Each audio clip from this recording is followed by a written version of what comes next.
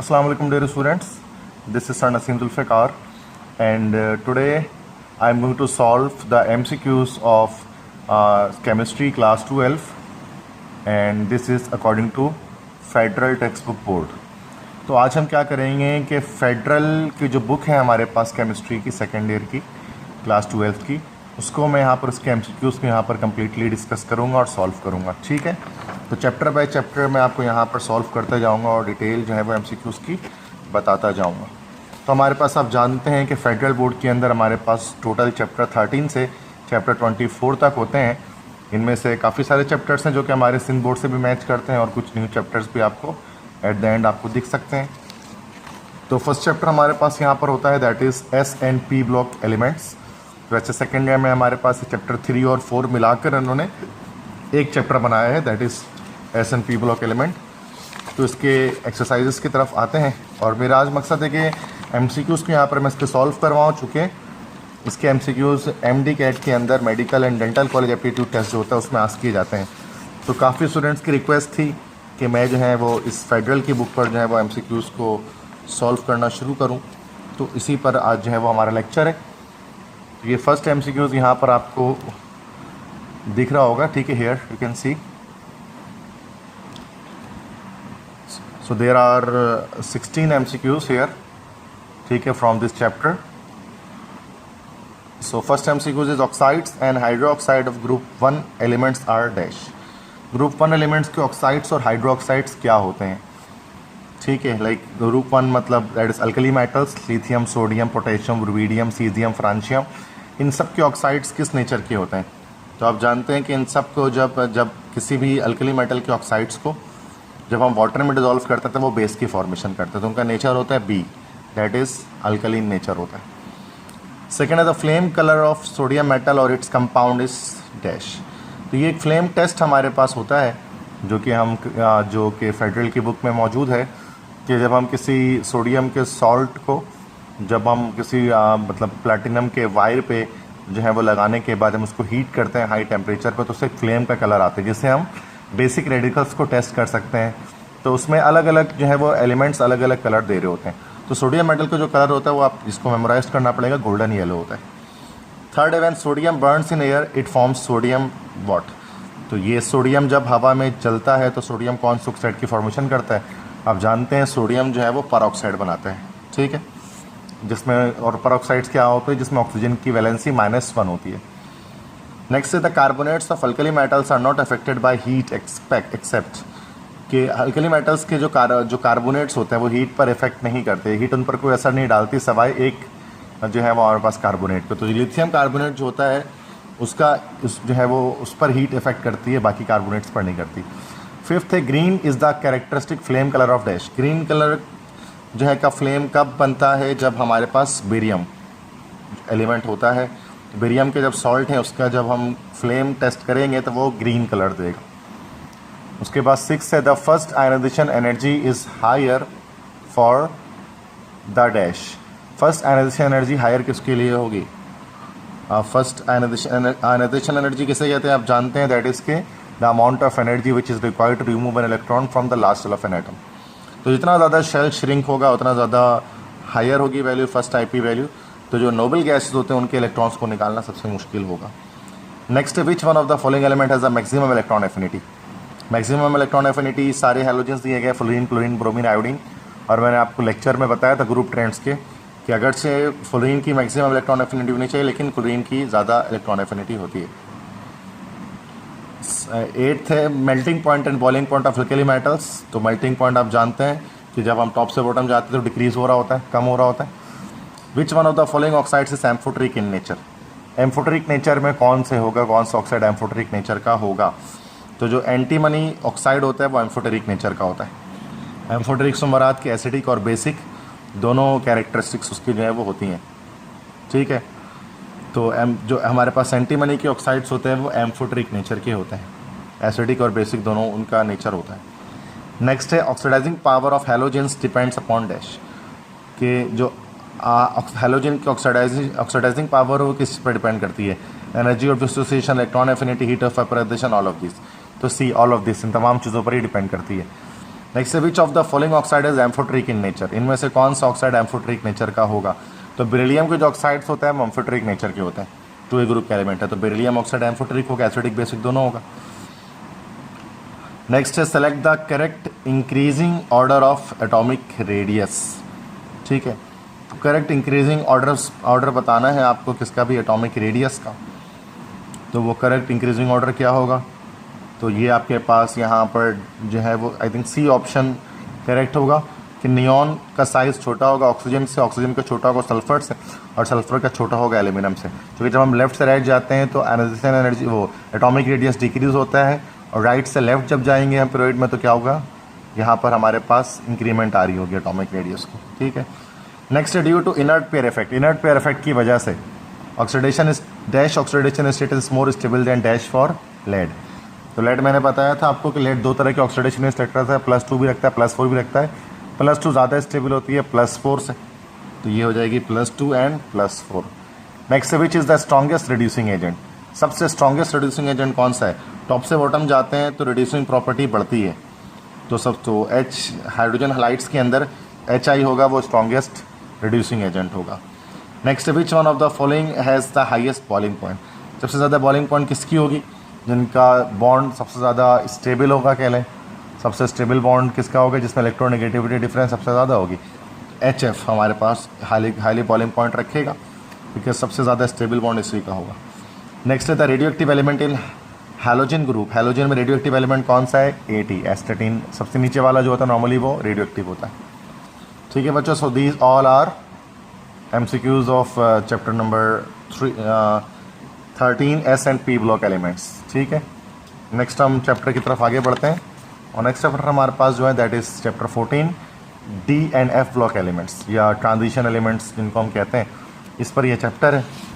तो हम इसके एक्सरसाइज की तरफ आ रहे हैं और MCQs देखते हैं, वो सॉल्व करना आज की क्लास का मकसद है।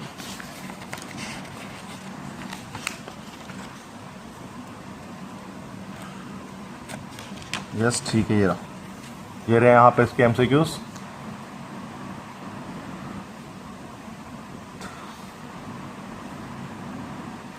तो हमारे पास फर्स्ट है coinage metals are actually dash, coinage metals actual में क्या होते हैं, तो कॉइनेज मेटल्स एक्चुअल में हमारे पास ट्रांजिशन मेटल्स होते हैं। नेक्स्ट है zinc is a transition element but is does not show variable of valency because, how मतलब बिकॉज क्यों, जिंक एक ट्रांजिशन एलिमेंट है लेकिन ये वेरिएबल वैलेंसी शो नहीं करता, क्योंकि आप जानते हैं जिंक में जो है वो क्या होता है कि फुली फील्ड इलेक्ट्रॉन्स होते हैं, जिसकी वजह से वो वैलेंसी वेरिएबल वैलेंसी नहीं रख रहा होता है। S2D10 होता है ना, तो S2 से 2 इलेक्ट्रॉन निकाल जाते हैं, +2 जाते हैं, D से फिर इलेक्ट्रॉन नहीं निकलते बिकॉज वो स्टेबल नेचर का होता है। तो ये पूरे मैंने इसको जो है वो जब प्रॉपर्टीज डिस्कस कर रहा था चैप्टर 5 में, तो मैंने डिटेल बताया इसकी है। तो ये हमारे पास it has completely filled D subshell, ये आपका इसका आंसर होगा। Next which of the following is a non typical transition element, non typical transition element हमारे पास जिंक ही होता है, जिसको हम नॉन टिपिकल ट्रांजिशन एलिमेंट भी कह सकते हैं, या इसी को हम लोग एक और नाम देते हैं, this will be called pseudo transition element, उसी को हम लोग सूडो ट्रांजिशन एलिमेंट भी कह सकते हैं, या फेक ट्रांजिशन एलिमेंट जो जिंक होता है, क्योंकि ज़्यादातर कैरेक्टरिस्टिक जिंक की ट्रांजिशन एलिमेंट से रिवर्स होती हैं। Next which element form alloy, कौन सा एलिमेंट अलॉय फॉर्म कर सकता है, तो ट्रांजिशन एलिमेंट से अलॉय फॉर्म करते हैं, ब्रोंज ब्रास सारे जितने भी होते हैं। Next which substances are repelled by magnetic field, कौन से सब्सटेंस जो है वो मैग्नेटिक फील्ड में रिपल होंगे, तो ये हमारे पास जो डायमैग्नेटिक होता है ना वो मैग्नेटिक फील्ड में रिपल होते हैं। ठीक है, नेक्स्ट है मैग्नेटिक मोमेंट ऑफ या म्यू ऑफ एन एटम और ion is the measure of its number of unpaired dash, magnetic moment कैसे पता लगता है, अनपेयर्ड इलेक्ट्रॉन की, जितना ज़्यादा अनपेयर्ड इलेक्ट्रॉन होगा उतना ज़्यादा मैग्नेटिक मोमेंट होगा, या उतना ज़्यादा मैग्नेटिक होगा सब्सटेंस। अच्छा, मैग्नेटिक मोमेंट की यूनिट क्या होती है, उसकी यूनिट होती है Bohr's magneton, BN, this is a unit of magnetic moment. Next है ब्रोंज अलॉय कंटेन्स व्हाट, तो ब्रोंज किसे कहते हैं, ब्रोंज आप जानते हैं, ब्रोंज हम कांसी को कहते हैं, तो कांसी जो है वो कॉपर और टिन इन दो चीज़ों का मिक्सचर होता है, ब्रोंज का जो अलॉय होता है। इस तरह एक ब्रास होता है वो कॉपर और जिंक उसके अंदर होता है। ठीक है, this. Ninth give the systematic name for FeCO5, तो ये IUPAC नेमिंग करनी है। Fe आप जानते हैं, दिस विल बी, अच्छा पहले तो लिगेंड का नाम लिखते हैं, कार्बोनिल है, पेंटा कार्बोनिल है और आयरन है, और ऑक्सीडेशन स्टेट 0 आ जाएगी, तो ये हो जाएगा पेंटा कार्बोनिल आयरन 0। ठीक है, बी ऑप्शन करेक्ट है।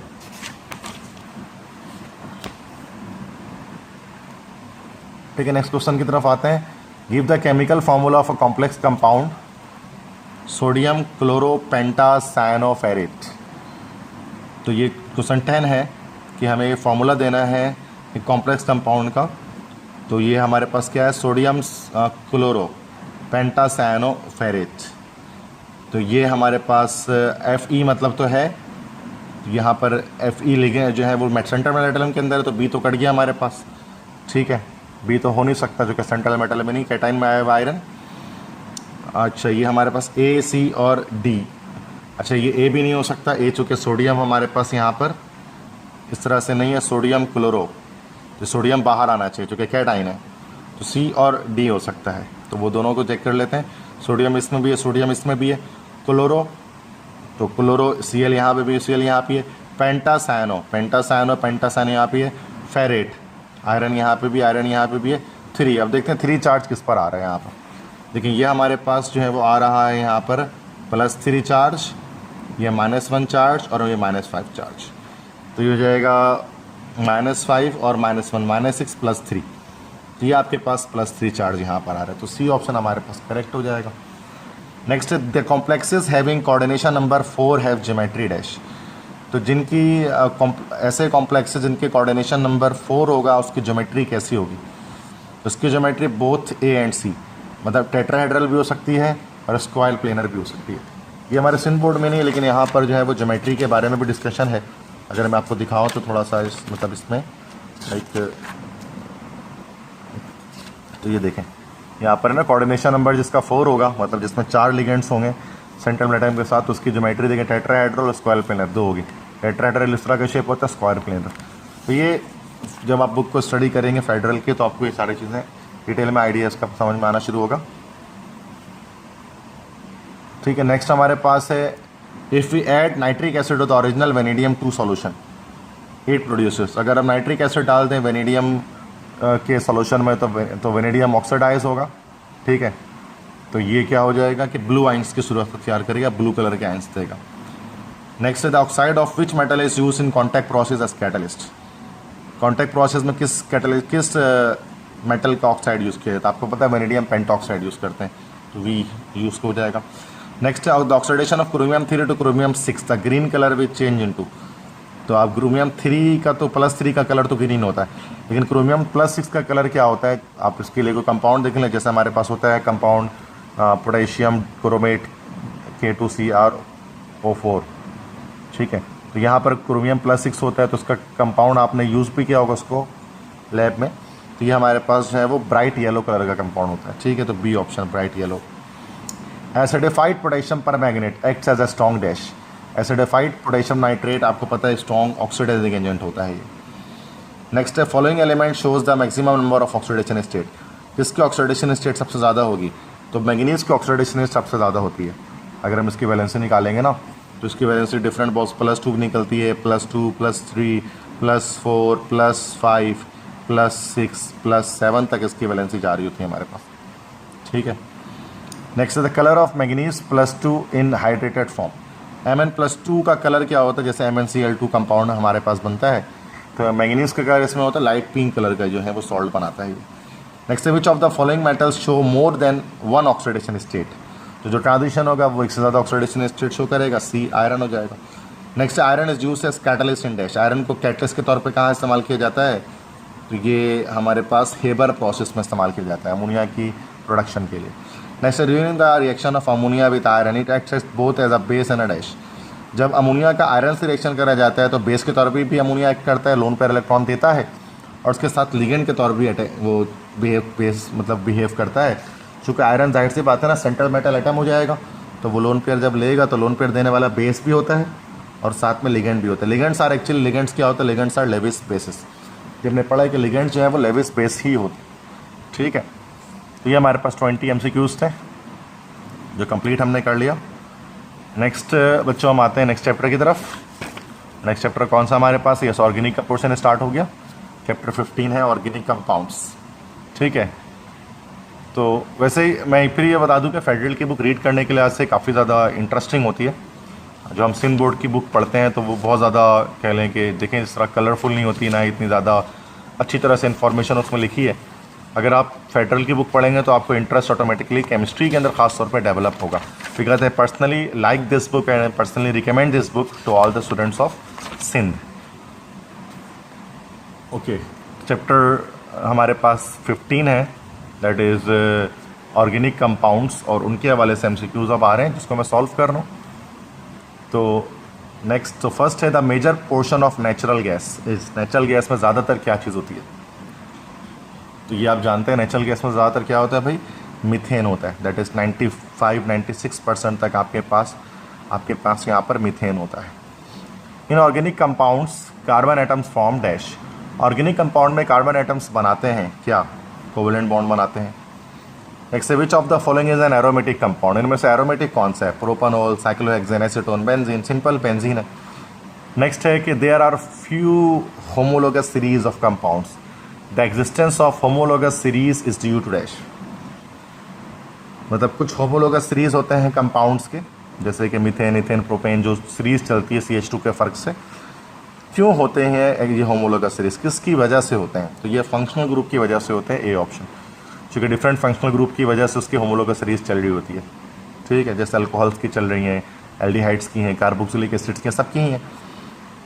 नेक्स्ट, इसके बाद select from the following the one which is alcohol. इनमें से अल्कोहल क्या है? अल्कोहल ROH होता है, और ROH की सूरत में आपको सिर्फ यही फॉर्मूला दिख रहा है, this is C2H5OH, ethyl alcohol. Next है लसाइन सॉल्यूशन। ये प्रैक्टिकल में आपके होता है फर्स्ट टाइम में, जिसको हम सोडियम एक्सट्रैक्ट कहते हैं। लसाइन solution is prepared in the detection of elements of organic compound. Which metal is use for the reaction with organic compound. तो लसाइन सॉल्यूशन आप जानते हैं सोडियम एक्सट्रैक्ट किया जाता है, तो सोडियम इस्तेमाल होता है। फर्स्ट टर्म में सिंध बोर्ड में आपने इसको यूज़ किया होगा। नेक्स्ट है when silver nitrate is added to Lassaigne solution which colour is form for iodine. तो जब आपको पता है लसाइन सॉल्यूशन में जब आप सिल्वर नाइट्रेट डालेंगे तो प्रेसिपिटेशन हो जाएगी, तो आयोडीन के लिए जो है वो डीप येलो कलर की प्रेसिपिटेशन होती है।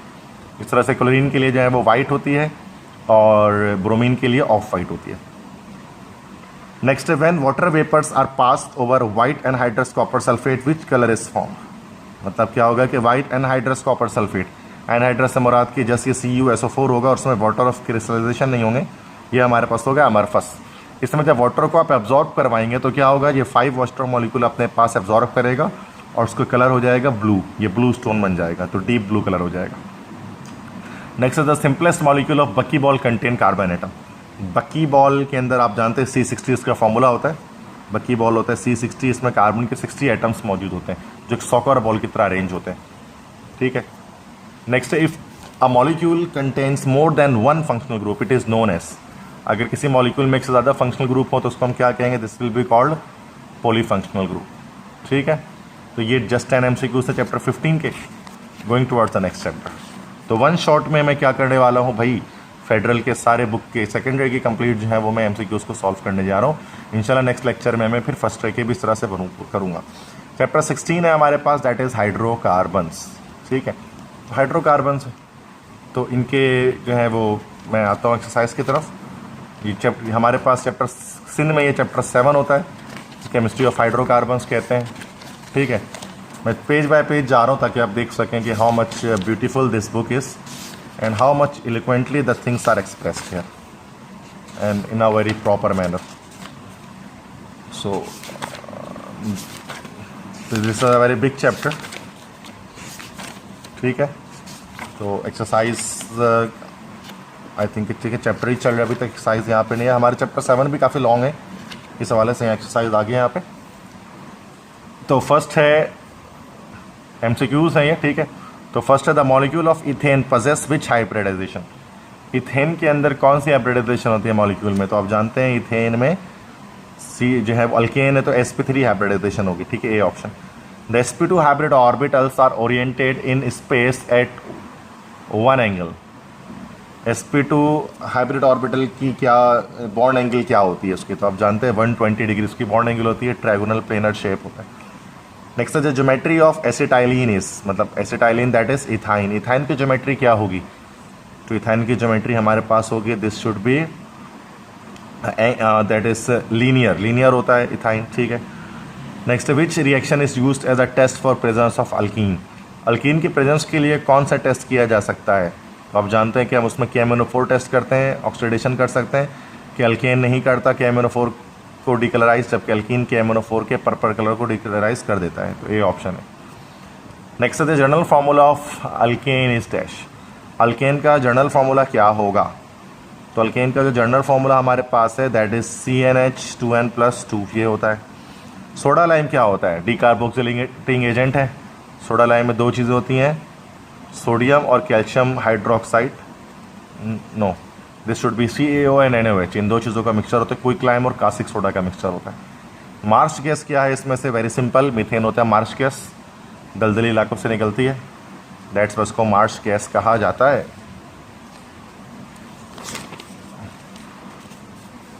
नेक्स्ट आते हैं हम MCQs की तरफ। Acidic hydrogen is present in dash. Acidic hydrogen किस में मौजूद होता है? आप जानते हैं एसिडिक हाइड्रोजन इथाइलिन में होता है, ठीक है।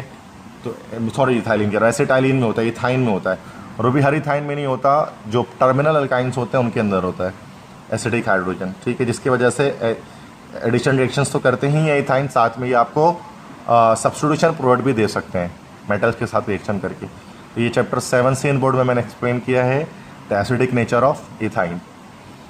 नेक्स्ट है the electrophile in aromatic sulphonation. जब सल्फोनेशन होती है तो उस वक्त इलेक्ट्रोफाइल क्या बनता है? SO3। SO3 स्पेशल टाइप का इलेक्ट्रोफाइल है, क्योंकि इसके ऊपर पॉजिटिव चार्ज नहीं होता, इसके बावजूद भी इलेक्ट्रोफाइल है, बिकॉज इलेक्ट्रॉन डेफिशिएंट होता है ये।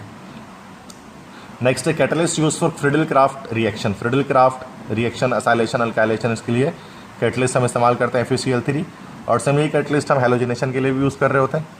नेक्स्ट है benzene can not undergo. Benzene क्या नहीं कर सकता? Elimination, substitution, oxidation, addition. देखें, सब्स्टिट्यूशन, ऑक्सीडेशन, एडिशन सब करता है, सिर्फ एलिमिनेशन नहीं कर सकता बेंजीन। नेक्स्ट है शेप ऑफ बेंजीन मॉलिक्यूल। इस बेंजीन मॉलिक्यूल का शेप कैसा होता है भाई? तो pyramidal, planar, linear planar, trigonal, hexagonal, ठीक है। अच्छा, तो बेंजीन के कंप्लीट मॉलिक्यूल के शेप की जब बात की जाती है तो वो हेक्सागोनल शेप का हो रहा होता है हमारे पास। नेक्स्ट है the isomers of a substance must have dash. किसी एक सब्सटेंस के जो आइसोमर्स होते हैं उनके पास क्या होना चाहिए? उनका मॉलिक्यूलर वेट सेम होना चाहिए, क्योंकि सेम मॉलिक्यूलर फार्मूला होता है ना, मॉलिक्यूलर फार्मूला जब सेम होगा तो मॉलिक्यूलर वेट भी सेम ही आएगा। Next, ethanol and dimethyl ether are best considered. Ethanol और डाईमिथाइल ईथर ये दोनों क्या है एक दूसरे के? क्योंकि C2H5OH होता है, ये CH3OCH3 होता है, दोनों के मॉलिक्यूलर स्ट्रक्चर्स अलग होते हैं, मॉलिक्यूलर फार्मूला सेम होते हैं, तो ये हमारे पास स्ट्रक्चरल आइसोमर्स हैं, ठीक है। स्ट्रक्चरल आइसोमर्स के अंदर जो सब टाइप में जाएंगे तो ये हमारे फंक्शनल ग्रुप आइसोमर्स हैं, कि molecular formula is same but structures are different due to the change in functional group. Next है 15 है alkene show geometrical isomers. Geometrical isomerism ये हमारे सिंध बोर्ड में नहीं है, सिर्फ स्ट्रक्चरल आइसोमर्स हैं, स्टीरियो आइसोमर्स हम नहीं पढ़ते। तो अल्कीन्स हमारे पास ज्योमेट्रिकल आइसोमर्स होते हैं, और वजह क्या होती है? रिस्ट्रिक्टेड रोटेशन अराउंड अ डबल बॉन्ड। डबल बॉन्ड पे रिस्ट्रिक्टेड रोटेशन की वजह से होती है। मतलब इसको मैंने आगे मैं एक्सप्लेन करूँगा आपको, थोड़ा सा यहाँ मैं बता देता हूँ कि जब अल्केन्स की बात करते हैं ना, जैसे कार्बन लिया 2 सिंगल बॉन्डेड, ठीक है, तो इसमें फिर हमने क्या किया कि यहाँ पर एक Cl लगा दिया, यहाँ पर एक Cl लगा दिया। अब ये सिग्मा बॉन्ड है, तो सिग्मा बॉन्ड में क्या होता है? फ्री रोटेशन हो सकती है, मतलब इसको मूव कर सकते हैं ईजिली इसको मूविंग हो सकती है, जैसे ये ना इस तरह से अगर हम बात करें तो इसकी मूवमेंट ईजिली यहाँ पे हो सकती है, रिस्ट्रिक्टेड रोटेशन नहीं होती है, ठीक है। लेकिन यही जब हम कार्बन डबल बॉन्ड कार्बन की बात करेंगे और यहाँ पर जब हम Cl लगा देंगे, यहाँ Cl लगा देंगे, तो ये अब यहाँ पर क्या होगा? ये रोटेशन यहाँ पर पॉसिबल नहीं होती है, घूम नहीं सकता ये मॉलिक्यूल अब यहाँ पर, ठीक है। तो ये रिस्ट्रिक्टेड रोटेशन यहाँ पर हो जाती है। तो इसके लिए क्या होगा कि यहाँ पर ये वाला कंपाउंड और ये वाला कंपाउंड ये सेम है, दे बोथ आर सेम, लेकिन अगर यहाँ पर बात की जाए तो ये फ्री रोटेशन नहीं हो सकती। इसके लिए यहाँ पर ये वाला कंपाउंड और ये वाला compound they are not equal, they are different. जब दोनों एक ही तरफ Cl मौजूद है तो उसको हम सिस कहते हैं, और जो अलग अगर एक ऊपर और एक नीचे इस तरह से तो उसको हम लोग बोलते हैं ट्रांस। इस तरह के जो आइसोमर्ज्म होती है तो फॉर्मूला सेम है, स्ट्रक्चर भी सेम है, लेकिन अरेंजमेंट में जो है वो स्पेस में अरेंजमेंट डिफरेंट है, तो इसको हम लोग कहते हैं स्टीरियो। ये हमारे पास स्टीरियो आइसोमर्स है और उसके अंदर ये ज्योमेट्रिकल आइसोमेरिज्म कहलाता है, जिसको हम सिस ट्रांस आइसोमेरिज्म भी कहते हैं। तो ये थोड़ा सा बस मैंने आपको इसकी डिटेल बताई है कि किस तरह से, तो क्यों हो रहा है अल्केन में नहीं हो रहा, अल्कीन में क्यों हो रहा है? बिकॉज यहाँ पर रोटेशन पॉसिबल नहीं है, डबल पाई बॉन्ड की वजह से रोटेशन रिस्ट्रिक्ट हो जाती है, जबकि इसमें पाई बॉन्ड नहीं होता। तो ज्योमेट्रिकल आइसोमेरिज्म शो होता है, क्यों भाई शो होता है? अल्केन्स की शो करते हैं बिकॉज रिस्ट्रिक्टेड रोटेशन होती है डबल बॉन्ड के अराउंड, इसलिए सिस वाला कंपाउंड अलग होता है, ट्रांस वाला अलग होता है। ज्योमेट्रिकल आइसोमेरिज्म कौन शो करता है? ये आपके पास lactic acid, maleic acid, one butene 1,1 dichloro ethylene. तो मैलिक एसिड आपका जो है ना वो ज्योमेट्रिकल आइसोमेरिज्म शो करता है। मैलिक एसिड इस तरह से इसका फॉर्मूला होता है, this is the actually the formula of malic acid. तो ये मैलिक एसिड आपको यहाँ पर दिख रहा है। ये मैलिक एसिड नॉर्मली कहाँ पर? एप्पल सेब के अंदर ये एसिड मौजूद होता है। तो यहाँ पर अगर आप उसको देखें तो यहाँ पर डबल बॉन्ड मौजूद है और ये ग्रुप्स इस तरह से मौजूद है, दोनों एक ही तरफ से। सिस मैलिक एसिड है, सिस कंपाउंड होता है मैलिक एसिड, जो कि दोनों एक तरफ होते हैं। अगर ये COOH नीचे आ जाता तो this will be trans maleic acid. ठीक है, तो मैलिक एसिड जो है वो ज्योमेट्रिकल आइसोमेरिज्म शो करता है, क्योंकि डबल बॉन्ड है उसमें और जो है वो डिफरेंट ग्रुप दोनों कार्बन के साथ, मतलब ग्रुप्स जो है फंक्शनल ग्रुप दोनों कार्बन पे अलग अलग अटैच हो रहे हैं।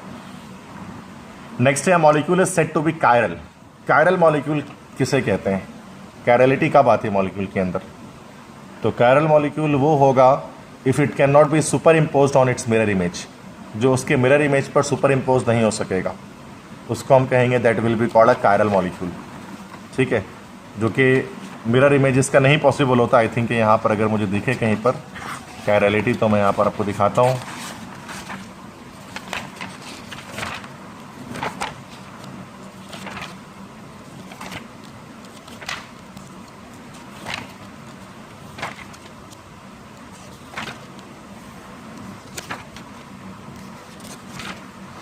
ठीक है, जैसे इस तरह से,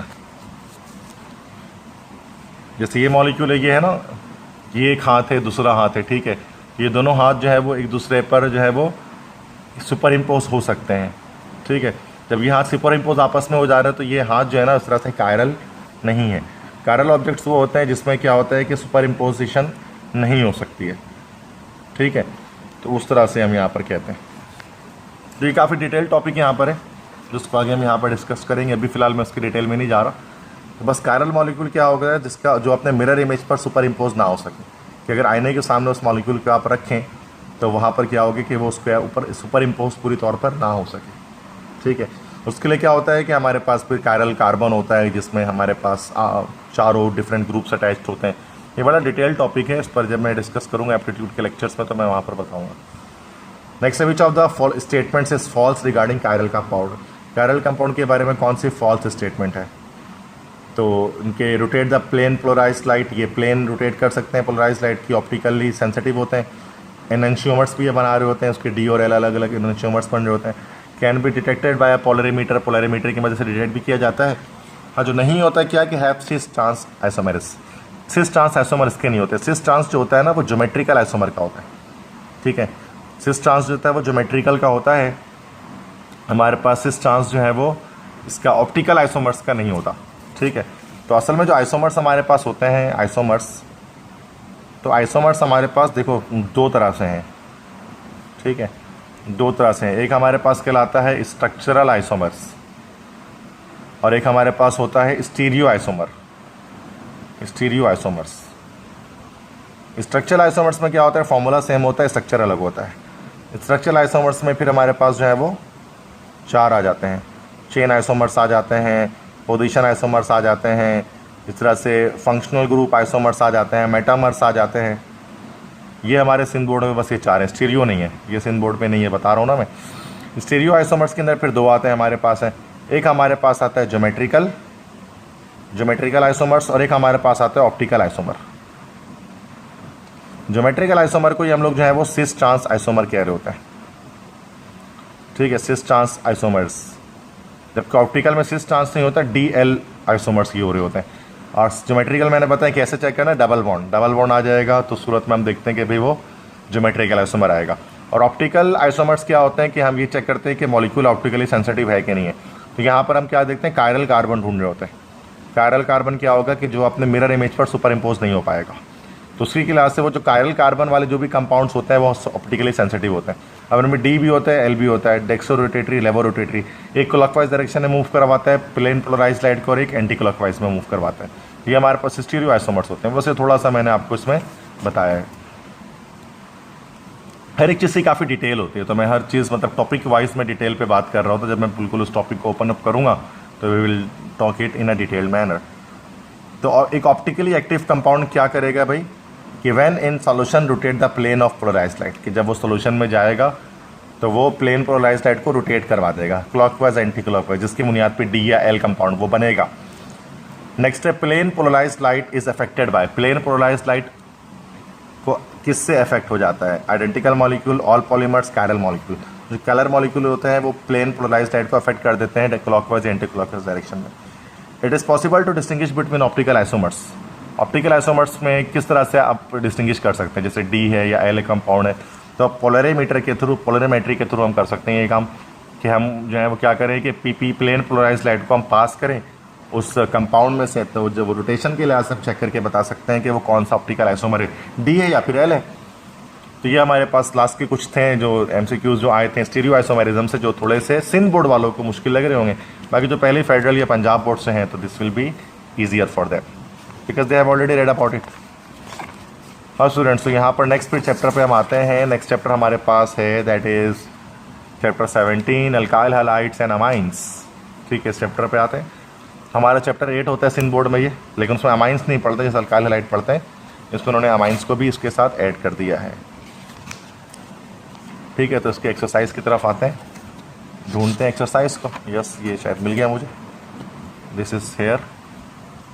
In primary alkyl halides, the halogen atom is attached to a carbon which is further attached to how many carbon atoms?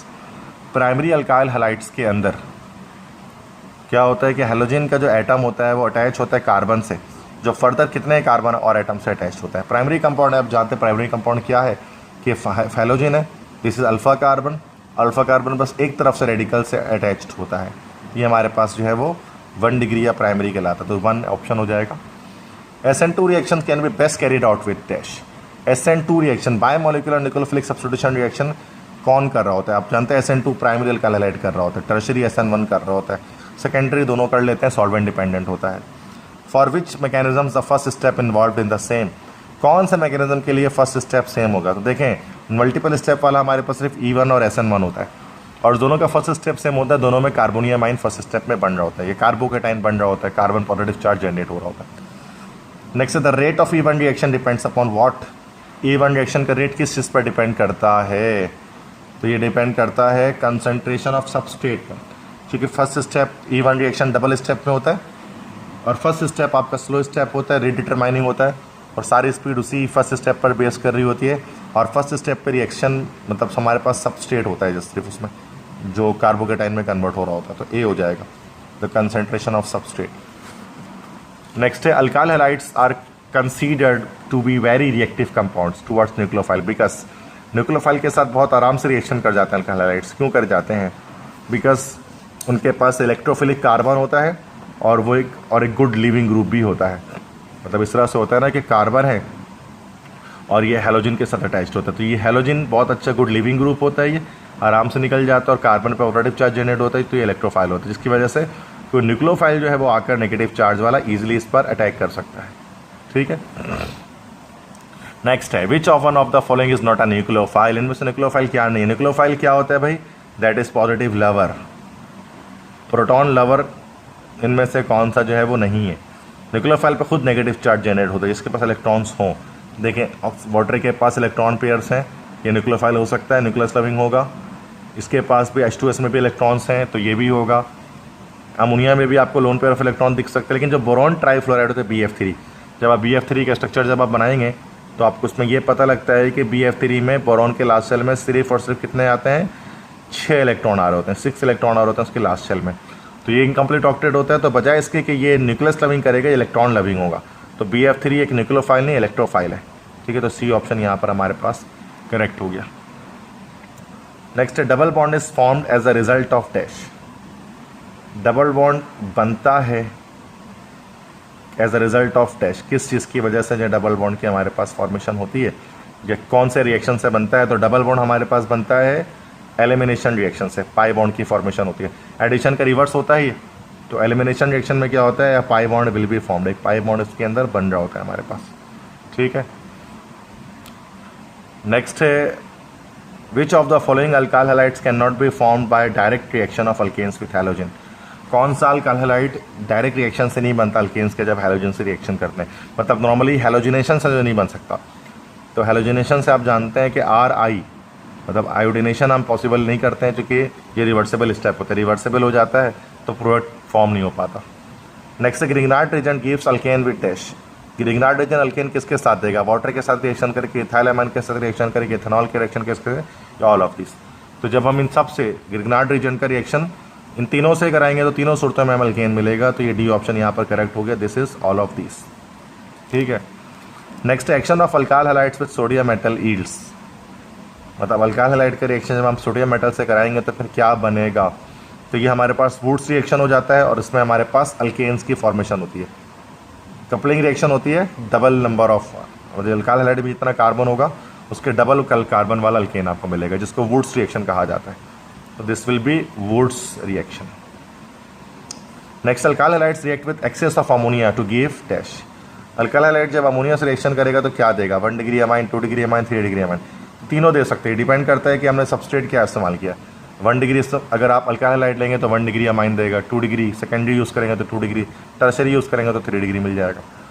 Next among the alkyl halides the primary alkyl halides have always follow the mechanism. Primary alkyl halides कौन से mechanism का follow करते हैं, अब जानते हैं। Primary वाले सिर्फ और सिर्फ हमारे पास SN2 को फॉलो करेंगे, जो bye molecular nucleophilic substitution reaction. ठीक है, ये हमारे पास सारे MCQs हो गए इस चैप्टर से, चैप्टर 17 अल्काइल हैलाइड से। चैप्टर 18 पे आते हैं अल्कोहल, फिनॉल्स एंड ईथर्स। ठीक है, तो ये चैप्टर हमारे पास चैप्टर 9 के अंदर था। चैप्टर 9 वैसे हमारे पास शुरू में अल्कोहल, फिनॉल, ईथर थे, फिर एल्डिहाइड्स, कीटोन्स थे, देन कार्बोक्सिलिक एसिड्स थे। यहाँ इन तीनों चैप्टर्स को अलग अलग किया गया फेडरल के अंदर। अल्कोहल, फिनॉल, ईथर मतलब जिसमें हमारे पास ऑक्सीजन बेस्ड जो हमारे पास फंक्शनल ग्रुप होते हैं OH, OR, उन सबको अलग कर दिया गया है। ठीक है, तो ये हम यहाँ पर इसमें पहले अल्कोहल, फिनॉल, ईथर के MCQs को देख लेते हैं। यस, ये हमारे पास 11 MCQs इसके हैं। तो फर्स्ट MCQs है यहाँ पर, which compound shows hydrogen bonding. कौन सा कंपाउंड हाइड्रोजन बॉन्डिंग शो करेगा इसमें से, तो इथेन नहीं करेगा, इथाइल क्लोराइड भी नहीं करेगा, डाइमिथाइल ईथर भी नहीं करेगा, चूँकि ऑक्सीजन डायरेक्टली कनेक्टेड नहीं है किसी इलेक्ट्रोनेगेटिव एलिमेंट से। C2H5OH ये हमारे पास हाइड्रोजन बॉन्डिंग शो करेगा। ठीक है, क्योंकि इसमें हाइड्रोजन डायरेक्टली अटैच्ड है एक इलेक्ट्रोनेगेटिव एलिमेंट के साथ, ऑक्सीजन के साथ। Next according to Lewis concept ethers behave as. Lewis concept के मुताबिक ईथर्स क्या होते हैं, उसके मुताबिक ईथर्स होते हैं बेस। क्योंकि लेविस क्या कहता है, लेविस के मुताबिक बेसिस क्या होता है, इलेक्ट्रॉन पेयर डोनर होते हैं। और आप जानते हैं कि अगर हम ईथर का स्ट्रक्चर अगर आप बनाएं यहाँ पर, तो ईथर पे क्या होता है कि वो अपना इलेक्ट्रॉन पेयर डोनेट कर सकते हैं। ठीक है। Third, ethanol can be converted into ethanoic acid by what. Ethanol को इथेनोइक एसिड में कन्वर्ट करना तो क्या करेंगे भाई, ऑक्सीडेशन करा देंगे। डबल ऑक्सीडेशन होगी, पहली बार ऑक्सीडेशन कराएंगे तो बनेगा इथानल, फिर उसके बाद फर्दर उसकी ऑक्सीडेशन कराएंगे तो बनेगा इथेनोइक एसिड या एसिटिक एसिड। नेक्स्ट है Williamson ether synthesis is superior to alcohols because it makes. Williamson ether synthesis जो है वो अल्कोहल्स उसमें इस्तेमाल किया जाता है और ये बेहतर प्रोसेस होता है विलियमसन ईथर सिंथेसिस। वजह क्या होती है, वजह ये होती है कि इससे हमें सिमेट्रिकल, आसिमेट्रिकल दोनों तरह के अल्केन्स हम, दोनों तरह के ईथर्स हम विलियमसन ईथर सिंथेसिस से बना सकते हैं। ठीक है, तो ये बेनिफिट है इस प्रोसेस का। सिर्फ अल्कोहल से भी बनाया जा सकता है ROH से, लेकिन फिर उसमें क्या होता है कि वो जस्ट आपका उसमें सिमेट्रिकल बन रहा होता है, लेकिन विलियमसन ईथर सिंथेसिस में सिमेट्रिकल, असिमेट्रिकल दोनों बन रहा होता है। इसकी डिटेल मैंने चैप्टर 8 जब मैं पढ़ा रहा था तो उसकी प्रिपरेशन ऑफ अल्काइल हैलाइड में डिटेल में डिस्कस किया है। Next, which of the following compound does not contain carboxylic group. किसके अंदर कार्बोक्सिलिक ग्रुप नहीं होगा, एसिटिक एसिड में होगा, फॉर्मिक एसिड में होगा, बेंजोइक एसिड में भी होगा, बेंजीन के साथ COH लगा होगा, पिक्रिक एसिड के अंदर नहीं होगा। अब जानते हैं पिक्रिक एसिड 2,4,6 ट्राइनाइट्रोफिनॉल है, तो हाइड्रोक्सी ग्रुप इसके अंदर होगा। कार्बोक्सिलिक COH ग्रुप इसके अंदर नहीं होगा। नेक्स्ट है hydrogen bonding is maximum in dash. Hydrogen bonding maximum किस में होगी, डाइथाइल ईथर, इथेनॉल, इथेनल, ट्राइथाइलामाइन, तो इथेनॉल के अंदर होगी। बाकी देखें डाइथाइल ईथर में तो हो ही नहीं सकती, इथेनल के अंदर भी नहीं हो सकती, क्योंकि उसमें हमारे पास इस तरह से होता है ना इथेनल CH3, उसके बाद carbon, double bond oxygen, then hydrogen. यहाँ पर हाइड्रोजन डायरेक्टली कनेक्टेड है ही नहीं ऑक्सीजन के साथ, तो यहाँ पर भी नहीं हो सकती। ट्राईथाइल एमाइन के अंदर अगर हम नाइट्रोजन के साथ बात करें तो ये C2H5 C2H5 C2H5, यहाँ पर भी देखें तो नाइट्रोजन डायरेक्टली कनेक्टेड नहीं है हाइड्रोजन से, बल्कि कार्बन से कनेक्टेड है। तो और हाइड्रोजन बॉन्डिंग क्या होती है कि जब हमारे पास कोई हाईली इलेक्ट्रोनेगेटिव एलिमेंट जैसे फ्लोरीन ऑक्सीजन या नाइट्रोजन, वो डायरेक्टली कनेक्टेड हो किसके साथ, हाइड्रोजन के साथ। दूसरे इथेनॉल के केस में मुमकिन है कि यहाँ पर C2H5 के साथ ऑक्सीजन के साथ डायरेक्टली हाइड्रोजन कनेक्टेड होता है। तो हर एक MCQ के पीछे रीजंस हैं जो मैं बता रहा हूँ साथ साथ, उसको आप लाजमी याद करें, लिखें अपने नोटबुक में, ठीक है। Next, which of the following compounds have no attraction at all with water, मतलब वाटर से रिएक्शन करेगा ही नहीं, वाटर में डिजॉल्व ही नहीं हो सकेगा। तो ये हमारे पास बेंजीन है जो कि ये कोई रिएक्शन वाटर के साथ नहीं देगा, नहीं डिजॉल्व हो सकेगा, चूँकि टोटली बेंजीन क्या होता है, नॉन पोलर नेचर का होता है। बाकी ये तीनों अगर आप देखें ये हमारे पास पोलर नेचर के हैं। ये डाईइथाइल दो ईथर्स भी पोलर नेचर के होते हैं और वहाँ पर अल्कोहल्स भी पोलर नेचर के होते हैं, लेकिन बेंजीन नॉन पोलर होता है तो वाटर के साथ ही कभी भी रिएक्शन नहीं देगा। Next, phenols are more acidic than alcohols, which statement is correct. Phenols ज़्यादा एसिडिक होते हैं अल्कोहल से, वजह क्या है, चूँकि phenoxide is stabilise due to resonance. Phenoxide जो है ना आयन, वो स्टेबलाइज हो जाता है रेजोनेंस की वजह से। So it is a very difficult MCQs for the students of Sindh board. चूँकि हम बहुत ज़्यादा डिटेल में डिस्कस नहीं करते रेजोनेंस को, तो थोड़ा सा मैं बता देता हूँ। ये हमारे पास ROH है, this is alcohol, so this is alcohol and this is हमारे पास, नेक्स्ट हमारे पास है क्या, दिस इज़ हमारे पास ये बेंजीन है और उसके साथ OH है, दिस इज़ फिनॉल। तो फिनॉल की एसिडिटी ज़्यादा क्यों होती है, देखिए मैं बता रहा हूँ आपको। यहाँ पर क्या होता है कि जब फिनॉल अपना एक H+ OH लगा हुआ है ना, तो ये अपना एक H+ लॉस कर देता है, तब H+ लॉस कर देगा अपना, ये H+ इसने लॉस कर दिया, एसिडिक कैरेक्टर शो किया इसने, तो यहाँ पर O- जनरेट हो गया। ये आयन हमारे पास कहलाता है फिनॉक्साइड आयन। अब ये फिनॉक्साइड आयन करेगा क्या, यहाँ पर इसके पास चूँकि नेगेटिव चार्ज जनरेट हो गया, तो नेगेटिव चार्ज क्या करेगा, ये बेंजीन के अंदर ट्रांसफ़र कर देगा। ये पहले पाई बॉन्ड टूटेगा और ये इलेक्ट्रॉन्स जो है वो क्या करेंगे, मूव करेंगे। ये जो नेगेटिव चार्ज है ये मूव करेगा इसके अंदर, ठीक है, 3 जगहों पर। नेगेटिव चार्ज यहाँ पर आएगा, फिर नेगेटिव चार्ज हमारे पास यहाँ पर आएगा, नेगेटिव चार्ज हमारे पास यहाँ पर आएगा। तो इलेक्ट्रॉन चार्ज डेंसिटी और ज़्यादा बढ़ जाएगी इस फिनॉक्साइड की वजह से, जिसकी वजह से क्या होगा, ये मॉलिक्यूल ज़्यादा स्टेबल हो जाएगा, ठीक है। तो यही चीज़ यहाँ पर लिखी हुई है कि phenoxide ion is stabilise due to resonance.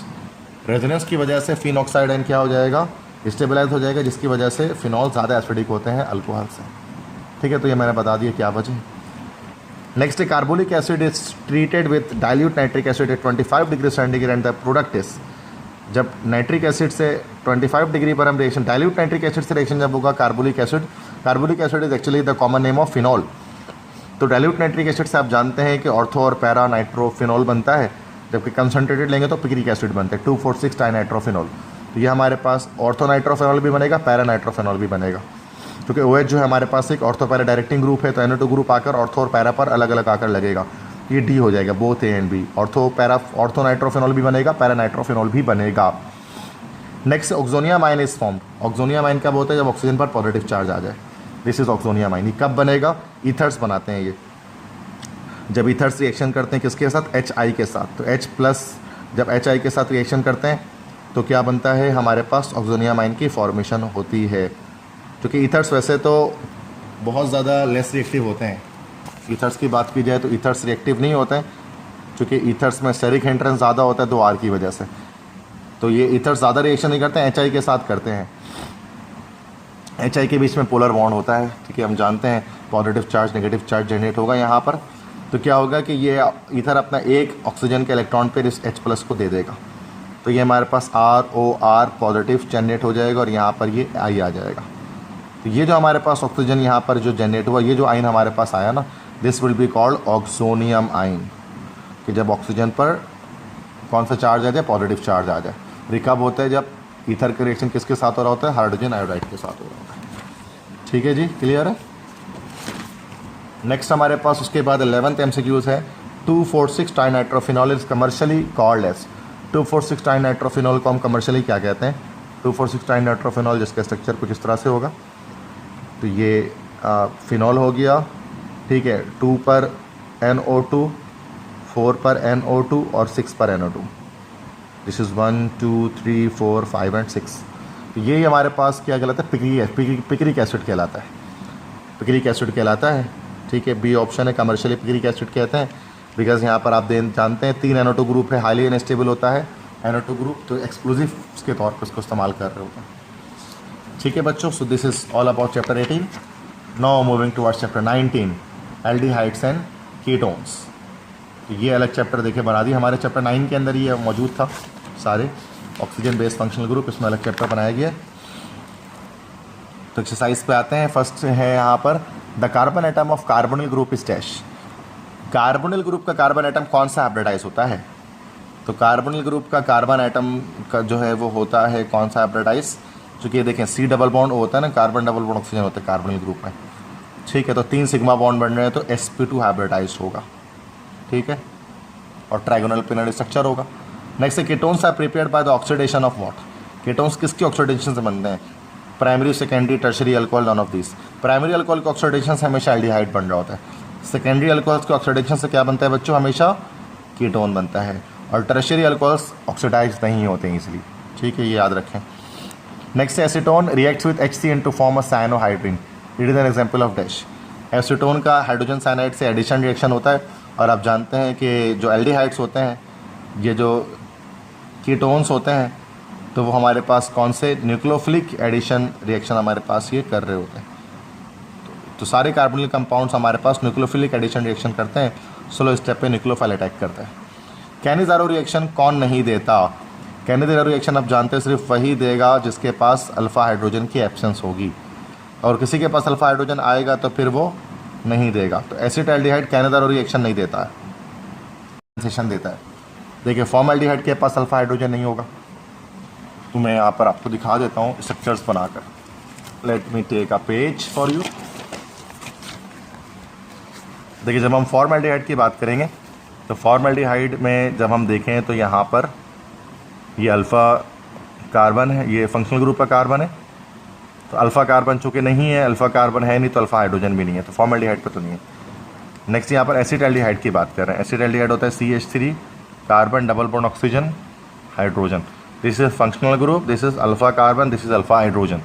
तो ये नहीं देगा कैनिज़ारो रिएक्शन, ये देगा, ये नहीं देगा। नेक्स्ट है बेंजल्डिहाइड। बेंजल्डिहाइड किसे कहते हैं बच्चों? मतलब बेंजीन के साथ जब आप CHO ग्रुप को अटैच करते हैं तो ये हमारे पास बेंजल्डिहाइड कहलाता है। जब आप इसके स्ट्रक्चर को जब आप ओपन अप करेंगे बच्चों, तो देखो C डबल बॉन्ड OH, और ये ओपन अप कर देता हूँ, carbon carbon carbon carbon carbon carbon, और ये हमारे पास आ गए इधर पर अल्टरनेट पोजीशन पर डबल बॉन्ड्स एंड हाइड्रोजन। ये हमारे पास फंक्शनल ग्रुप, ये हमारे पास अल्फ़ा कार्बन। अल्फ़ा कार्बन की तरफ देखें, कोई भी हाइड्रोजन अटैच नहीं है, इसलिए बेंजल्डिहाइड भी हमारे पास कैनिज़ारो रिएक्शन जो है वो देगा, चूँकि अल्फ़ा हाइड्रोजन नहीं है। नेक्स्ट है trimethyl acetaldehyde. Trimethyl acetaldehyde, acetaldehyde ये हो गया। ट्राईमिथाइल मतलब 3 जगह पर CH3 लगाना है। अब देखें यहाँ पर ये फंक्शनल ग्रुप, ये अल्फ़ा कार्बन। अल्फ़ा कार्बन के देखें हाइड्रोजन से कहीं भी नहीं है, कार्बन के साथ अटैच्ड है, फिर वो कार्बन अगले हाइड्रोजन से अटैच्ड है, तो ये भी कैनिज़ारो रिएक्शन देगा। तो हर वो कंपाउंड कैनिज़ारो रिएक्शन देता है जिसमें एब्सेंस ऑफ अल्फ़ा हाइड्रोजन होता है, और जिसमें प्रेजेंस होगी अल्फ़ा हाइड्रोजन की, वो क्या देगा? NaOH रिएक्शन करने पर वो एल्डोल कंडेंसेशन देगा। ठीक है, तो B option acetaldehyde. Clear? I hope so clear हुआ होगा। नेक्स्ट है, which of the following reagents will react with both aldehydes and ketone. Aldehyde और कीटोन दोनों से कौन रिएक्शन करेगा? Tollens, Fehling, Benedict. ये सिर्फ याद रखिएगा, सिर्फ B, C और D है, ये सिर्फ और सिर्फ एल्डिहाइड से रिएक्शन करते, कीटोन से नहीं। ये रिग्नार्ड रिएजेंट है जो दोनों से रिएक्शन कर जाता है। फॉर्मल्डिहाइड से रिएक्शन करने पर आपको जो है वो क्या देगा? वो प्राइमरी अल्कोहल देगा। कीटोन से रिएक्शन करने पर आपको एल्डिहाइड से रिएक्शन करने पर प्राइमरी और सेकेंडरी देगा, और कीटोन से रिएक्शन करने पर टर्शियरी अल्कोहल देगा आपको। ये aldehydes are oxidation product. Aldehyde किसकी ऑक्सीडेशन से हमें हासिल होता है? तो प्राइमरी अल्कोहल की जब ऑक्सीडेशन करते हैं तो एल्डिहाइड मिलता है। Which of the following compounds will not given iodoform test on treatment with iodine. कौन सा आयोडोफॉर्म टेस्ट नहीं देगा इनमें से? तो आयोडोफॉर्म याद रखिएगा कि जिसमें कौन देता है? जिसमें CH3 COO ग्रुप होता है, जिसके अंदर CH3 और CO ग्रुप होगा वही देगा आयोडोफॉर्म टेस्ट, वरना कोई नहीं देगा कोई। तो 3 पेंटानोन के अंदर ये CH3CO ग्रुप नहीं होता, तो फिर वो आयोडोफॉर्म रिएक्शन नहीं देता। देखो एसिटाल्डिहाइड की बात करेंगे, अगर इसमें स्ट्रक्चर मैं यहाँ पर बनाऊँ तो जब मैं एसिटाल्डिहाइड का स्ट्रक्चर बनाऊँ तो CH3C डबल बॉन्ड OH, ये CH3CO ये रेडिकल आया हमारे पास। एसीटोन बनाते हैं तो एसीटोन में भी आएगा, देखो आ गया एसिटाइल रेडिकल। ब्यूटानोन की बात करते हैं, टोटल 4 कार्बन, और ये यहाँ पर आ गया हमारे पास CH3, ठीक है। तो ब्यूटानोन 4 कार्बन वाला कीटोन हमारे पास है, तो यहाँ पर भी आएगी, ठीक है। अब 3 पेंटानोन की बात करेंगे तो 1 2 3 4 5 3 पर पेंटानोन। देखिए यहाँ पर ये CH3CO रेडिकल नहीं आया, CH2CO रेडिकल आ रहा है, इसलिए ये आपके पास आयोडोफॉर्म नहीं देगा, बाकी ये तीनों आयोडोफॉर्म आपको देंगे, ठीक है। Next aldehydes and ketones are carbonyl compounds which of them both react with NaBH4 and with Tollens reagent. Tollens reagent से रिएक्शन कौन करता है? ये NaBH4 से सिर्फ और सिर्फ एल्डिहाइड्स करते हैं, बी। और ये टोलेंस रिएजेंट रिएक्शन मैंने आपको डिटेल में बताया, उस स्लिवरिंग ऑफ मिरर इसके अंदर हो रही होती है, चैप्टर 9 में डिस्कस किया सिन बोर्ड में। नेक्स्ट है 9th है which of the following can undergo aldol condensation reaction. Aldol condensation कौन करेगा? जिसके पास अल्फा हाइड्रोजन होगा। तो एसिटाल्डिहाइड के पास होता है, अभी बताया। कैनेज़र जो नहीं करता वो एल्डोल कंडेंसेशन करता है। Aldol condensation is not successful with compounds. किन कंपाउंड्स में नहीं होता है? जिसमें अल्फा हाइड्रोजन नहीं होते हैं,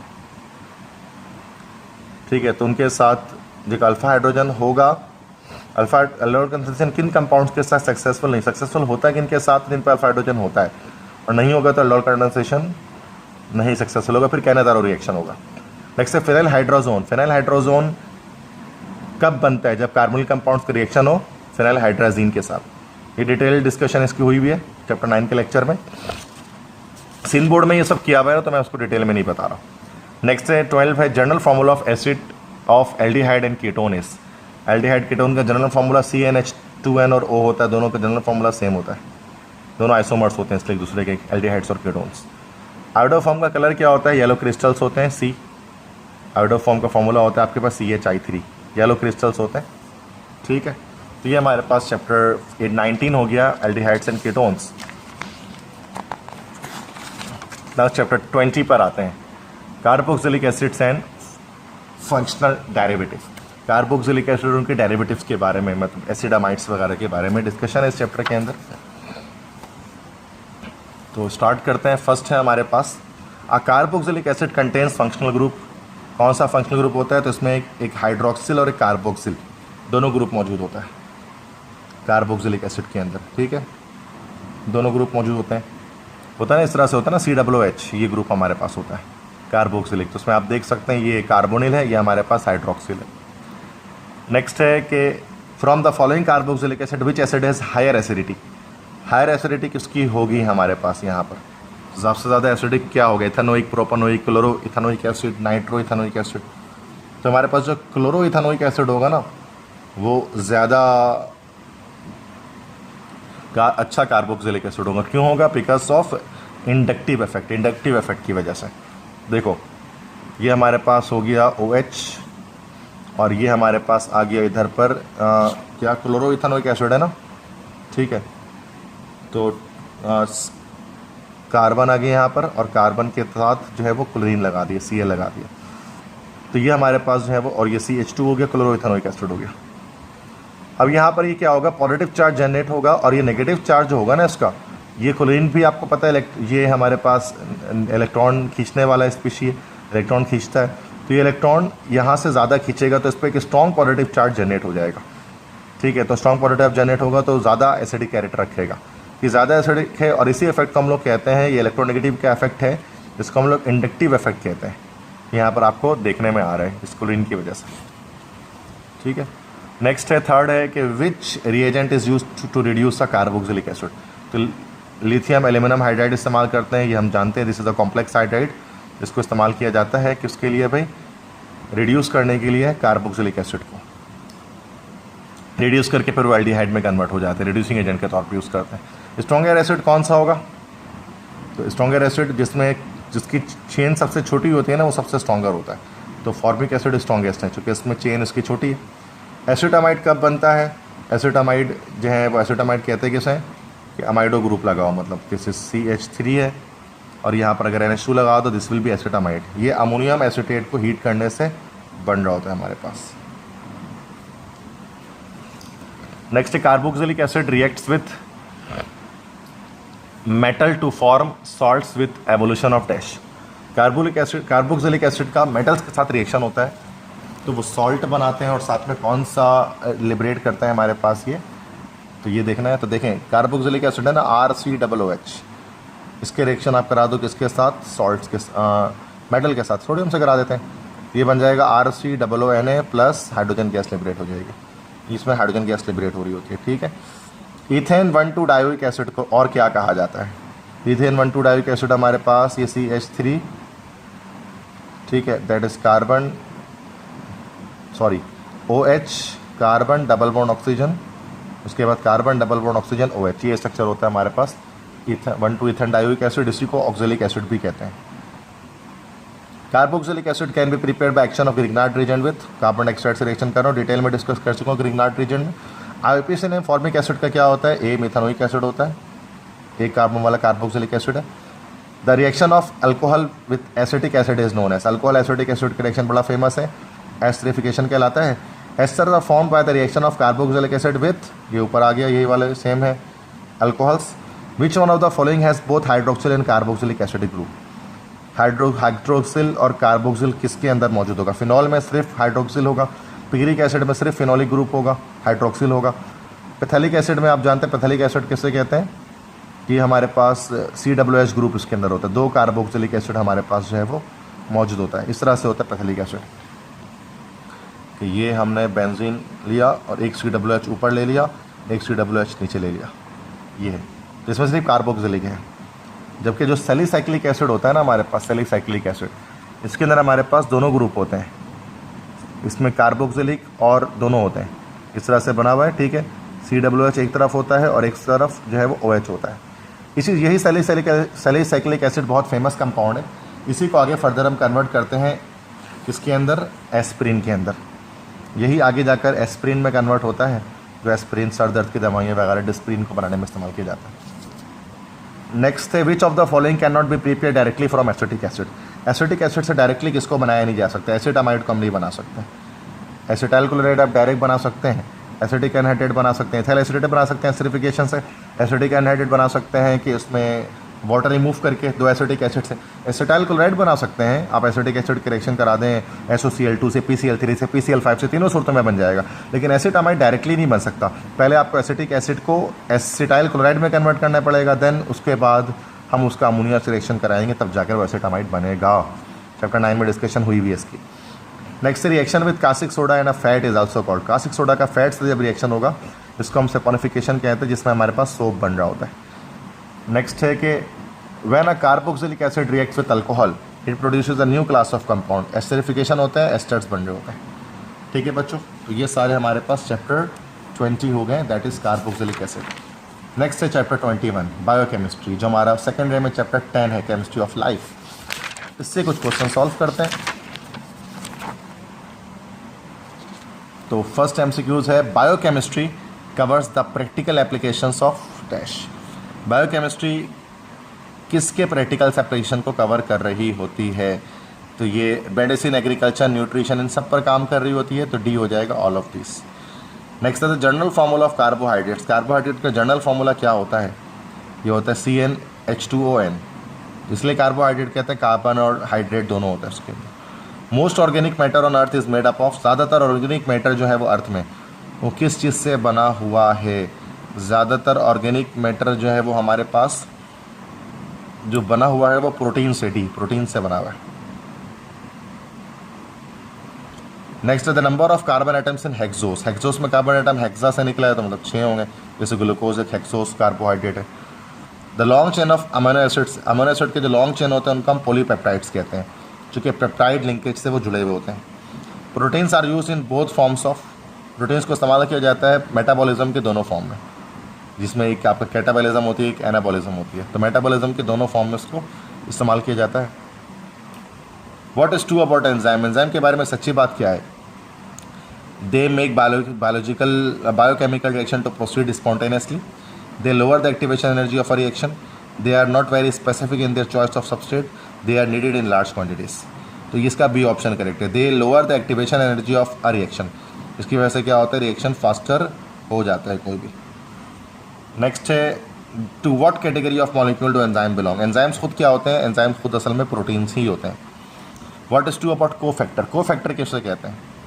को फैक्टर क्या करता है? Help facilitate enzyme activity, enzyme activity को फैसिलिटेट कर रहा होता है को फैक्टर, जो एंजाइम के अंदर मौजूद होता है। Next, lipids are generally defined in terms of, lipids को नॉर्मली किस तरह डिफाइन किया जाता है? सॉल्युबिलिटी के लिहाज से, कि lipids are normally those compounds, lipids वो होते हैं जो किसके अंदर डिजॉल्व हो सकते हैं? बुलूर्स रिएजेंट के अंदर डिजॉल्व हो जाते हैं, उनको हम लिपिड्स कहते हैं। Bloor's reagent is actually a mixture of ethanol and diethyl ether. DNA और आरएनए किस चीज़ से मिलकर बनते हैं? तो न्यूक्लियोटाइड से मिलकर बनते हैं डीएनए आरएनए दोनों। Dash of the human body weights is mineral matter, तो 5% जो ह्यूमन बॉडी का वेट होता है वो मिनरल मैटर होता है। Dash is needed for vitamin C utilisation, vitamin C की यूटिलाइजेशन के लिए क्या चीज़ ज़रूरी है? तो डी, कैल्शियम ज़रूरी है। Next the component of blood that carries oxygen in the body, तो ट्रांसपोर्ट हमारे पास जो प्रोटीन्स होते हैं, तो ब्लड कौन लेकर जाता है? ब्लड का कौन सा कंपोनेंट है जो ऑक्सीजन लेकर जाता है बॉडी में? तो वो हेमोग्लोबिन होता है। पिगमेंटेड होता है, रेड कलर का होता है, तभी खून लाल होता है, आरबीसी वगैरह। मोस्ट आरएनए मॉलिक्यूल, ज़्यादातर आरएनए मॉलिक्यूल क्या होता है? सिंगल स्ट्रैंडेड होता है, तो सिंगल लड़ी इनके अंदर चल रही होती है। Next, dash are the major component of soap, soap का मेजर कंपोनेंट क्या होता है? फैटी एसिड, जो चर्बी होता है वो मेजर कंपोनेंट होता है, और उसके अलावा हमारे पास NaOH KOH इस्तेमाल करते हैं। Next the mineral related with the formation of bones and teeth, के दांत और जो है वो हड्डियों को बनाने में जो मिनरल रिस्पॉन्सिबल होता है वो क्या होता है? बी, फॉस्फोरस होता है। ठीक है बच्चों, so this is chapter number 21 biochemistry, उसके MCQs है। 22 चैप्टर है, दैट इज इंडस्ट्रियल केमिस्ट्री, हमारा चैप्टर 11 समझ जाए, सेकेंड ईयर का सिंध बोर्ड का। तो ये हम देखते हैं उसके MCQs। फर्स्ट है, the branch of chemistry which applies physical and chemical procedures towards the transformation of natural raw material and the derivatives to products is called, तो ये सी हमारे पास कहलाता है इंडस्ट्रियल केमिस्ट्री। नेक्स्ट है, which dye is used in boot polish, boot polish में क्या इस्तेमाल किया जाता है? बिस्मार्क ब्राउन जो है वो इस्तेमाल किया जाता है ब्राउन कलर के शू पॉलिश में, ये पिगमेंट है। मिटीसाइड आर यूज टू कंट्रोल, मिटीसाइड किस चीज़ को कंट्रोल करने के लिए होता है भाई? तो मिट्स है ना, तो मिटीसाइड से माइट्स निकल गया, तो टिक्स एंड माइट्स को कंट्रोल करने के लिए मिटीसाइड यूज़ कर सकते हैं। जैसे जर्म्स के लिए जर्मिसाइड, इंसेक्ट्स के लिए इंसेक्टिसाइड, पेस्ट के लिए पेस्टिसाइड, ये नॉर्मल इस तरह से। साइड मतलब होता है किलर, मिटीसाइड माइट्स के किलर, सिंपल। नेक्स्ट है, फोर्थ है, aerosol and lotions are used as, और एरोसोल और लोशंस वगैरह किस लिए इस्तेमाल करते हैं? रिपेलेंट्स के तौर पे, दूर भगाने के लिए मच्छर वगैरह के जैसा, तो रिपेलेंट, मॉस्किटो रिपेलेंट लोशंस वगैरह, मॉस्पेल वगैरह हम यूज़ करते हैं। नेक्स्ट है, petrochemicals are classified into how many classes, petrochemical हमारे पास 3 क्लासेस में उनको हम डिवाइड करते हैं। How many classes of polymers are there, polymer कितनी तरह के होते हैं? 2 तरह के होते हैं, एडिशन, कंडेंसेशन, बस 2 तरह के होते हैं। नायलॉन पॉलीमर है, किससे बनता है? नायलॉन 6x6 मैंने आपको बताया चैप्टर 11 में, कंडेंसेशन पॉलीमर से ये बन रहा होता है नायलॉन, एडिपिक एसिड इसके अंदर यूज़ कर रहे होते हैं। Next, which of the following is not a raw material for nail polish, nail polish में क्या नहीं डाला जाता? तो रिसोर्सिनॉल जो है वो हम, जो कि डाइहाइड्रिक फिनॉल है, वो हम नहीं डालते। नेक्स्ट है, polymer which becomes hard on heating, वो पॉलीमर जो हार्ड हो जाएगा हीट करने पर, सॉफ्ट नहीं हो सकेगा, उसको हम क्या कहेंगे? Thermosetting plastic. थर्मोप्लास्टिक क्या होता है? वो रिवर्सेबल होता है, जितनी बार हीट करोगे उतनी बार हार्ड होगा। थर्मोसेटिंग प्लास्टिक हीट करने पर हार्ड हो जाता है, दोबारा प्लास्टिक में कन्वर्ट नहीं होता, बेकलाइट वगैरह जैसे। Nail polish remover base commonly contains a mixture of 2 organic solvent, nail polish remover जो होता है ना, तो थिनर जिसको हम कहते हैं, उसमें नॉर्मली 2 ऑर्गेनिक सॉल्वेंट होते हैं, वो इसमें से एक एसीटोन होता है और एक इथाइल एसीटेट होता है, 2 चीज़ों को मिलाते हैं तो फिर नेल पॉलिश रिमूवर बनता है। इसमें थोड़ा मीठी सी स्मेल आती है ना, इथाइल एसीटेट की वजह से स्वीट स्मेल आ रही होती है नेल पॉलिश रिमूवर की। Next, which of the following adhesives are also known as bio adhesive, तो नेचुरल एडेसिव्स जो होते हैं ना वो बायो एडेसिव्स भी कहला रहे होते हैं। एडेसिव्स क्या? जिससे कोई चीज़ चिपका सकें। तो नंबर 12 MCQs यही है। A chemical compound which is meant to stick things together, वो एडेसिव कहलाता है, जो चीज़ों को जोड़े। Polymers which are prepared from more than 1 kind of monomer, जो एक से ज़्यादा तरह के मोनोमर से बनता है वो कौन से जो है वो पॉलीमर कहलाते हैं, वो हमारे पास more than one kind of polymer से बनेगा तो वो को पॉलीमर कहलाता है, जैसे बेकलाइट। और एक ही तरह के पॉलीमर से बनेगा तो वो को पॉलीमर नहीं, वो होमो पॉलीमर कहलाएगा। जैसे पॉलीथीन एक होमो पॉलीमर है, वो सिर्फ किससे बनता है, इथीन से बनता है, जबकि बेकलाइट एक को पॉलीमर है, चूँकि फिनॉल फॉर्मेल्डिहाइड दोनों इस्तेमाल हो रहे होते हैं। ये 13 MCQs थे हमारे पास चैप्टर 22 के। And finally the last chapter, chapter 23, environmental chemistry, that is माहौलियाती कीमिया। ठीक है, ये हमारे पास ये पूरा चैप्टर ही नहीं है सिंध बोर्ड में। ठीक है, तो इसके MCQs को सॉल्व करते हैं। ईजी MCQs हैं, पूरे चैप्टर पढ़ने की नीड नहीं है। ठीक है, तो ईजी MCQs हैं, आराम से सॉल्व हो जाएंगे। अच्छा, चैप्टर है फर्स्ट है यहाँ पर हमारे पास, which of the following techniques does not involve electromagnetic radiation. इनमें से कौन सी टेक्निक है जो इलेक्ट्रोमैग्नेटिक रेडिएशन जो है वो इन्वॉल्व जिसमें नहीं होती है। तो इनमें मास स्पेक्ट्रोस्कोपी जो होता है इसके अंदर इलेक्ट्रोमैग्नेटिक रेडिएशन हम यूज़ नहीं करते। नेक्स्ट है, which region of the electromagnetic spectrum is involve in electronic excitation. कौन से रीजन इस्तेमाल करते हैं भाई इलेक्ट्रॉनिक एक्साइटेशन करने के लिए। तो रीजन जो इस्तेमाल हो रहा था हमारे पास अल्ट्रावायलेट विजिबल दोनों इस्तेमाल कर रहे हो, तो सी हो जाएगा both of this. Next, which of the following techniques is different from the others as regard. अच्छा, आई थिंक कि मैं यहाँ पर चैप्टर लीव कर रहा हूँ, ये एनालिटिकल केमिस्ट्री आ गया है मेरे पास चैप्टर 24। चैप्टर 23 के MCQs ये यहाँ पर है, दैट्स वाई थोड़ा सा वो मुश्किल लग रहा था। एनवायरमेंटल केमिस्ट्री के आसान है। तो air is polluted by, air को पॉल्यूट किससे किया जाता है, toxic material, hydrocarbon, harmful gases, ये सारी चीज़ें ही एयर को पॉल्यूट करती हैं। Next, which of the following gases is not a pollutant. इनमें से क्या एक पॉल्यूटेंट नहीं है। कार्बन डाइऑक्साइड पॉल्यूटेंट नहीं है, बाकी sulphur dioxide, carbon monoxide, nitrogen dioxide, ये सारे पॉल्यूटेंट हैं, पॉल्यूशन क्रिएट कर रहे होते हैं। Oxides of sulphur and nitrogen reacts with water to form SO2 वगैरह। पानी से रिएक्शन करके क्या बनाते हैं, ये एसिड्स बनाते हैं। SO2 को पानी में डालेंगे सल्फ्यूरिक एसिड बनेगा, NO2 को पानी में डालेंगे नाइट्रिक एसिड बनेगा। Oxidising smoke consist of high concentration of dash. Oxidising जो स्मोक होता है उसमें हाई कंसनट्रेशन किसकी होती है, नाइट्रोजन डाइऑक्साइड की होती है। थिकनेस ऑफ ओजोन, ओजोन की थिकनेस कितनी है, ठीक है, तो वो कितनी थिकनेस उसकी होती है ओजोन की, तो वो हमारे पास 20 से 30 किलोमीटर तक इसकी जो है वो थिकनेस है। Next, ozone is destroyed by, ozone को कैसे डिस्ट्रॉय किया जाता है। ओजोन जो है वो किस तरह से हमारे पास डिस्ट्रॉय होता है, SO2 की वजह से, CO2 की वजह से, क्लोरोफ्लोरोकार्बन की वजह से। तो ये हमारे पास क्लोरोफ्लोरोकार्बन होते हैं जो ओजोन को डिस्ट्रॉय करते हैं, जिनको हम लोग शॉर्टकट में क्या कहते हैं, CFC भी कहते हैं। लेदर इंडस्ट्री में हम क्या इस्तेमाल करते हैं, क्रोमियम 6 को इस्तेमाल कर रहे होते हैं लेदर इंडस्ट्री के अंदर। वाटर प्योरीफाई किससे किया जाता है, एरेशन, कोगुलेशन, डिसइंफेक्शन, इन तमाम मेथड से ही हम वाटर को प्योरीफाई कर रहे होते हैं। ठीक है, नेक्स्ट हमारे पास है कि area on earth which supports life, ज़िंदगी जहाँ पर होती है उस अर्थ के एरिया को हम लोग कहते हैं biosphere. When chlorine is pass through water then the disinfection is done due to the production of HOCl बनता है, दैट इज़ हाइपोक्लोरस एसिड, जिसकी वजह से क्या होता है, डिसइंफेक्शन होती है। तो HOCl आप जानते हैं, this is hypochlorous acid. Next हमारे पास है पर ऑक्सी एसिटाइल नाइट्रेट, PN या पेन जिसको कहते हैं, वो एक डैश इरिटेंट है, वो एक आई इरिटेंट है, आंखों पर जाकर नुकसान करता है। Fungicides are the pesticides which, fungicides क्या करते हैं भाई, control the growth of fungus. तो जो फंजीसाइड है तो फंगस को रिमूव करेंगे, उसकी ग्रोथ को रोकेंगे। तो ये अब लास्ट चैप्टर हमारे पास है, दिस इज एनालिटिकल केमिस्ट्री, तज्जियाती कीमिया। ठीक है, तो ये भी चैप्टर हमारे पास नहीं है, this is quite a difficult chapter. तो इसके जैसे मैं MCQs को सॉल्व करा दे रहा हूँ, डिटेल इसकी जो है जब मैं पढ़ाऊँगा ना आपको फेडरल की बुक कंप्लीट, तो मैं आपको समझाऊँगा। ठीक है, तो which of the following techniques, तो 2 MCQs तो बता दिया था, थर्ड MCQ तो which of the following techniques is different from others as regard the basic principle. कौन सा टेक्निक डिफरेंट है बाकी प्रिंसिपल के लिहाज से। जो हमारे पास इलेक्ट्रॉनिक इलेक्ट्रोस्कोपी होता है वो डिफरेंट होता है अल्ट्रावायलेट या विजिबल स्पेक्ट्रोस्कोपी के लिहाज से। नेक्स्ट है which is the wave length range of the ordinary infrared reason. तो 2.5 से 16 माइक्रोमीटर हमारे पास ये उसकी वेव लेंथ होती है। The position of an infrared absorption band is commonly expressed by wavelength और वेव नंबर दोनों से उसको शो कर रहे होते हैं, सी ऑप्शन हो जाएगा। नेक्स्ट है which region of the electromagnetic spectrum is involve in mass spectroscopy. तो इसमें हम इनमें से कोई भी रीजन इस्तेमाल नहीं करते क्योंकि उसमें इलेक्ट्रोमैग्नेटिक रेडिएशन को इस्तेमाल ही नहीं किया जाता। तो विजिबल, माइक्रोवेव, रेडियो वेव कोई रीजन हम इस्तेमाल नहीं करते। नेक्स्ट है mass spectroscopy can be use to determine. इसे क्या होता है मास स्पेक्ट्रोस्कोपी से? हम मॉलिकुलर फार्मूला डिटरमाइन कर रहे होते हैं, मॉलिकुलर वेट डिटरमाइन कर रहे होते हैं। विच of the following species detected in the mass spectrometer? कौन से स्पीशी मास स्पेक्ट्रोमीटर में डिटेक्ट हो सकती है? पॉजिटिवली चार्ज स्पीशीज को हम लोग मास स्पेक्ट्रोमीटर में डिटेक्ट कर पाते हैं।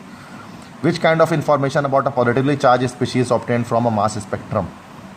हमें किस तरह की इन्फॉर्मेशन मिलती है?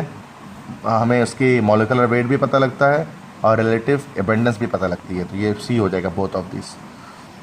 10th है what kind of sample can be studied in a mass spectrometer? किस तरह के सैंपल को मास स्पेक्ट्रोमीटर में स्टडी किया जाता है? तो सॉलिड, लिक्विड, गैस तीनों को हम स्टडी कर सकते हैं, तो डी हो जाएगा ऑल ऑफ दिस।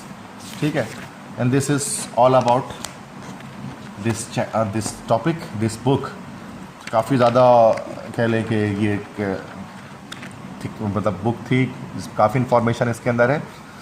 तो ये चैप्टर 12 जो हमने जो क्लास 12 की केमिस्ट्री फेडरल बोर्ड की, ठीक है, तो मैंने आपके सामने कंप्लीट जो है वो डिस्कस किया फाइनली वन शॉट में। मैंने सारे एमसीक्यू जिसके आपको कराए हैं, तो बहुत ज़्यादा इंशाल्लाह फ्रूटफुल रहेगा ज़्यादातर उन स्टूडेंट्स के लिए जो कि एनएमडी कैट के लिए अपेयर होना चाहते हैं, एमबीबीएस पीडीएस के लिए टेस्ट देना चाहते हैं, तो बहुत ज़्यादा उनके लिए जो है वो बेनिफिशियल होगा। तो बस मुझे दुआओं में याद रखें अपने। अगर आपको मेरे लेक्चर पसंद आया है और अपने फ्रेंड्स के साथ ज़्यादा से ज़्यादा मेरे इस लेक्चर को शेयर करें, जितना ज़्यादा हो सके प्रमोट करें, इंशाल्लाह आपका भी फ़ायदा होगा। बाकी तमाम ही आपके फ्रेंड्स का, आपके दोस्तों का, कॉलेज कोचिंग जो है वो फ्रेंड्स हैं, आपको उनका भी फ़ायदा होगा। ठीक है, तो काफ़ी थक चुका हूँ मैं इस कंप्लीट लेक्चर को बनाकर। तकरीबन लगभग 1 घंटे 10 मिनट से ऊपर का लेक्चर हो चुका है। तो इंशाल्लाह दोबारा मुलाकात होगी नए लेक्चर के साथ। ग्रेड 11 के भी एमसीक्यूज़ में सॉल्व कराऊँगा इंशाल्लाह जैसे जैसे टाइम मिलता है। तो बाकी बहुत सारी चीज़ें पाइपलाइन में हैं, वो मैं करता जाऊँगा। तो बस आपसे दुआओं की अपील है और आपका सपोर्ट मुझे चाहिए। तो दोबारा मिलेंगे नए लेक्चर के साथ, तब तक के लिए आप तमाम स्टूडेंट्स को अल्लाह हाफ़िज़।